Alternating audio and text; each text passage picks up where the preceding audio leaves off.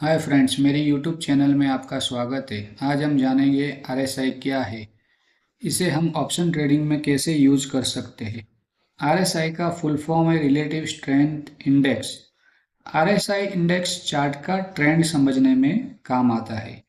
इससे हमें चार्ट पर ट्रेंड कितना बुलिश है और कितना बेरिश है ये पता लगता है। आरएसआई आरएसआई ज़्यादातर बड़ी टाइम फ्रेम में ही एक्यूरेसी बताता है, यानी कि 15 मिनट, 1 घंटा, एक दिन और एक वीक की कैंडल में ज़्यादातर आरएसआई लगा के हम ट्रेंड पता लगा सकते हैं।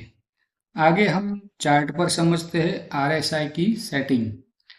सबसे पहले हमको इंडिकेटर सेक्शन में जाना पड़ता है। यहाँ जाके हम रिलेटिव स्ट्रेंथ इंडेक्स लिखा हुआ है वहाँ पर क्लिक करते हैं तो आरएसआई चार्ट पर आ जाता है।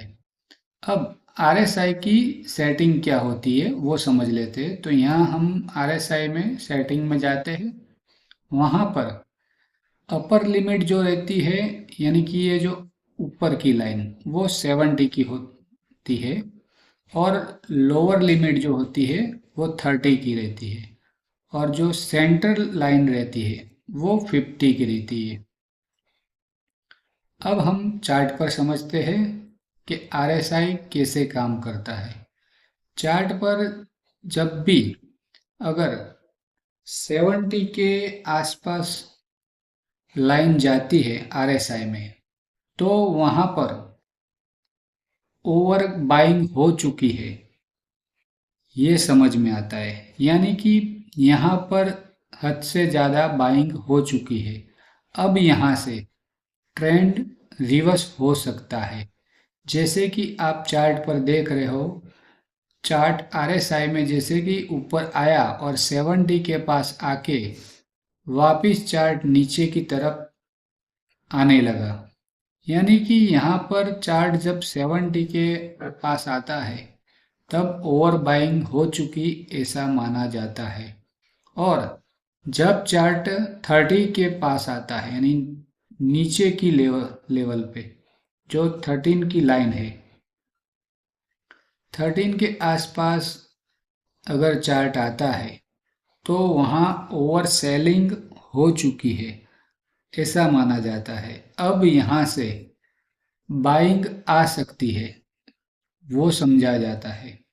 तो चार्ट पर आप समझ रहे हो कि जब 70 के आसपास चार्ट गया तो वहाँ से सेलिंग होना चालू हो गया और धीरे धीरे मार्केट नीचे आया और नीचे आके ही जब 30 के लेवल के आसपास जब मार्केट आया तो वहां से वापिस बाइंग आई और ऊपर की तरफ गई। उसमें जब सेंटर लेवल 50 के ऊपर अगर लाइन है आरएसआई तो वो बुलिश मानी जाती है। अगर वो लाइन 50 के लेवल के नीचे आती है तो बेरिश ट्रेंड माना जाता है। यानी जब 50 के ऊपर लाइन होगी तो हम बुलिश ट्रेंड समझते हैं और 50 के नीचे की लाइन अगर होगी तो बेरिश ट्रेंड हम समझ सकते हैं। अब इसमें हम 1 घंटे यानी 1 हॉर्स की कैंडल पे समझते हैं। जैसे कि आपको चार्ट पर देख रहे हो, जब यहाँ मार्केट 30 के लेवल के आसपास आके जब ओवर सेलिंग हो चुकी तब यहाँ से बाइंग चालू हुई तो मार्केट यहाँ से अप की तरफ गया और लास्ट में 70 के लेवल के पास जाके वहाँ से जब ओवर बाइंग हो चुकी तो वहाँ से सेलिंग चालू हुई। वहाँ से वापिस नीचे 30 के पास आके मार्केट थोड़ा बहुत ऊपर गया और 50 के लेवल के नीचे से ही रिवर्स हो गया वापिस 30 के। यानी यहाँ हमें पता चलता है कि चार्ट का ट्रेंड डाउन है। वैसे ही अगर आपको ऑप्शन में ट्रेडिंग में अगर ट्रेड में एंट्री बनानी है तो आप लॉन्ग टर्म के लिए अगर एंट्री प्लान करते हो या BTST के लिए एंट्री प्लान करते हो तो ही आप RSI इंडिकेटर का यूज करके प्लान कर सकते हो।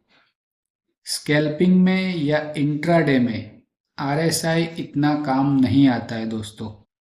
अगर आपको लॉन्ग एंट्री बनानी है तो ही आप RSI का यूज कर सकते हो। यानी कि आप ऑप्शन ट्रेडिंग में अकेले RSI इंडिकेटर का यूज करके ट्रेड नहीं बना सकते। RSI इंडिकेटर ओनली ट्रेंड का चार्ट का ट्रेंड बताता है कि अभी वो बुलिश है या बेरिश है, और ज़्यादातर RSI जो है बड़ी टाइम फ्रेम में ही देखा जाता है। तो फ्रेंड्स, आप RSI के बारे में समझ गए होंगे कि RSI चार्ट पर कैसे ड्रॉ करते हैं, उसके लेवल कौन कौन से होते हैं।